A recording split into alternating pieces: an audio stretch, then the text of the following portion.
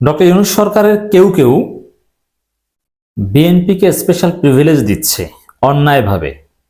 এই সরকারেরই কেউ কেউ এমন ভাব নিচ্ছে যে বিএনপি মনে হয় ক্ষমতায়, বিএনপি মনে হয় স্পেশাল প্রাণী, অন্য 10 জনের সাথে আলাদা।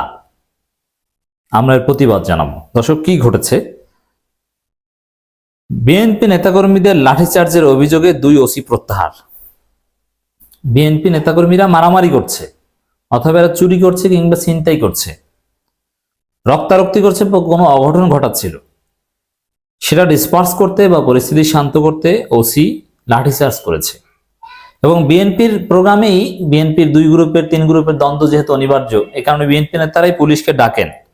এখন যখন বিএনপি নেতারা এরকম সংঘর্ষ বাধায় এবং তারা এখন পর্যন্ত প্রায় 30 জনের মতো এক বিএনপি আর এক বিএনপিকে হত্যা করেছে, তো পুলিশ তো আইনানুগ ব্যবস্থা নেওয়ার চেষ্টা করবে, হতাহতের বা প্রাণহানি যাতে না হয় তার চেষ্টা করবে। এই জন্য লাঠিচার্জ তো সিম্পল, লাঠিচার্জ করেছে। এটা তো আওয়ামী লীগের কথায় প্রোগ্রাম দমনের জন্য করেনি, তা লাঠিচার্জ করেছে।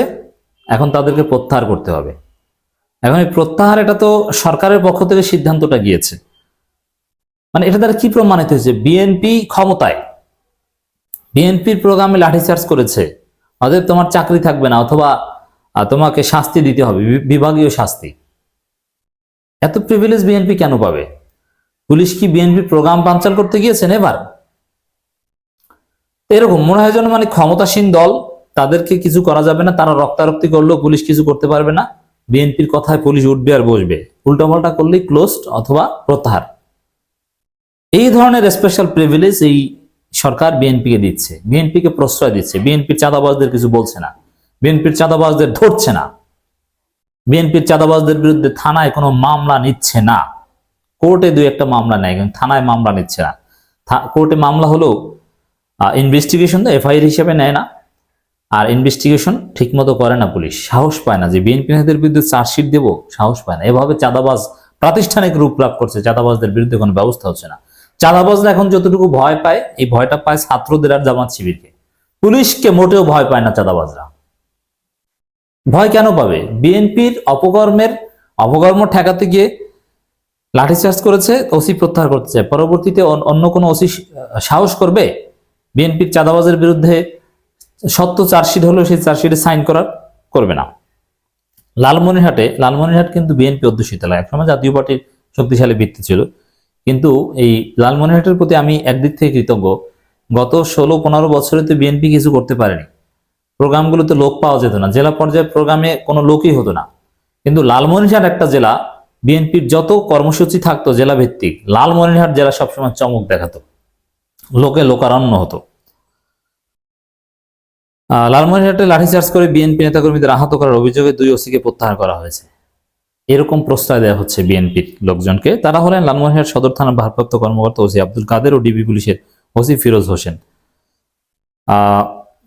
গত বুধবার দুপুরে কর্মস্থল থেকে প্রত্যাহার করে লালমনিরহাট পুলিশ লাইনে সংযুক্ত করা হয়েছে। লালমনিরহাটের পুলিশ সুপার মোহাম্মদ তরিকুল ইসলাম ডেইলি স্টারকে তথ্য নিশ্চিত করেছেন। বিএনপি নেতাকর্মীরা জানান, গত মঙ্গলবার সন্ধ্যা একদিনের মধ্যে প্রত্যাহার। চিন্তা করেছেন, কোনো তদন্ত কিচ্ছু না। কতটা প্রশ্রয় সরকার এই বিএনপিকে দিচ্ছে। কোনো তদন্ত ছাড়া ওসিকে প্রত্যাহার 2 জন একদিনের মধ্যে। সন্ধ্যায় সদরের মুস্তাকি এলাকায় একটি কোল্ড স্টোরেজ দাওয়াত অনুষ্ঠানে উপস্থিত ছিলেন পুলিশ সুপার ও 2 ওসি। সেখানে উপস্থিত ছিলেন আওয়ামী লীগ নেতা আখের ইসলাম। সে সময় 3 বিএনপি কর্মী অনুষ্ঠানে ছবি তোলায় পুলিশ তাদের আটক করে। এ খবর বাইরে গেলে শতাধিক বিএনপি নেতাকর্মী সেখানে যান। পরে বিএনপি নেতাকর্মীরা পুলিশ কর্মকর্তাদের শাস্তির দাবিতে রংপুর কুড়িগ্রাম মহাসড়ক অবরোধ করলে রাত 11টার দিকে পুলিশ সড়ক অবরোধকারীদের উপর লাঠিচার্জ করে। এতে বিএনপি কয়েকজন নেতাকর্মী আহত হন। এই ঘটনা ভালো খোঁজ নিয়েছে। দেখেন, ছবি তোলার যে ঘটনা, এর সাথে ওই 2 ওসি জড়িত নয়, অন্য কেউ। ঠিক আছে, তাদের বিরুদ্ধে বলুক, আর তাদের বিরুদ্ধে ব্যবস্থা নেওয়ার এখতিয়ার তো ওসি রাখেন, এটা ঊর্ধ্বতন জেলা পুলিশ বা এসপি তাদের কাছে। এরপরে সড়ক অবরোধ, ওইখানে বিএনপি 2 গ্রুপ ধাক্কাধাক্কি, মারামারি, একটা রক্তারক্তির অবস্থা ছিল, তখন লাঠিচার্জ করেন। আর সেখানে আওয়ামী লীগের লোকজন ছিল বলে পুলিশের কাছে তথ্য ছিল। এটা হচ্ছে ঘটনা। কিন্তু সেটাকে এইভাবে উপস্থাপন করে তারা ঘটনায় পুলিশকে মুহূর্তের মধ্যে প্রত্যাহার করার ব্যবস্থা করছে। মানে অ্যাজ ইফ পুলিশ আওয়ামী লীগের পক্ষ হয়ে বিএনপিকে পিটিয়েছে। মোটেও বিষয়টা এরকম নয়। বিএনপি এখানে অতিরিক্ত প্রশ্রয় পাচ্ছে। আতর লালমনিরহাট সদর উপজেলার গরন্ডা ইউনিয়ন বিএনপি যুগ্ম সাধারণ সম্পাদক রাজু আহমেদ সাংবাদিকদের বলেন, 2 ওসি সহ পুলিশের সদস্যরা বিনা কারণে বিএনপির উপর লাঠিচার্জ করে, এতে আমাদের প্রায় 20 নেতাকর্মী আহত হন। আওয়ামী লীগ নেতার সঙ্গে বসা পুলিশ কর্মকর্তাদের বিচার দাবি করেছিলেন আমরা, এ কারণে পুলিশ আমাদের উপর চড়াও হয় বলেন তিনি। এটা তো বলবেই। তো দর্শক দেখেন, সহজ হিসাব যে বিএনপি নেতাকর্মীদের কেউ কিছু বলতে পারবে না, তারা রাস্তা অবরোধ করুক, 2 গ্রুপে মারামারি করুক, তাদের কিছু বলতে গেলেই ওসি ক্লোজড, ওসি প্রত্যাহার।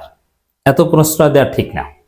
আর যদি ঘটনা আমরা ওইভাবেই ধরে নিই যে হ্যাঁ ওসি, ডিবি, ওসি তারা নিজেরাই জড়িত, আওয়ামী লীগ নেতার সাথে ছবি যারা তুলেছে তাদেরকে প্রশ্রয় দিতে, এটা তো জেলা পুলিশ ব্যবস্থা নিতে, ছবি তো আছেই।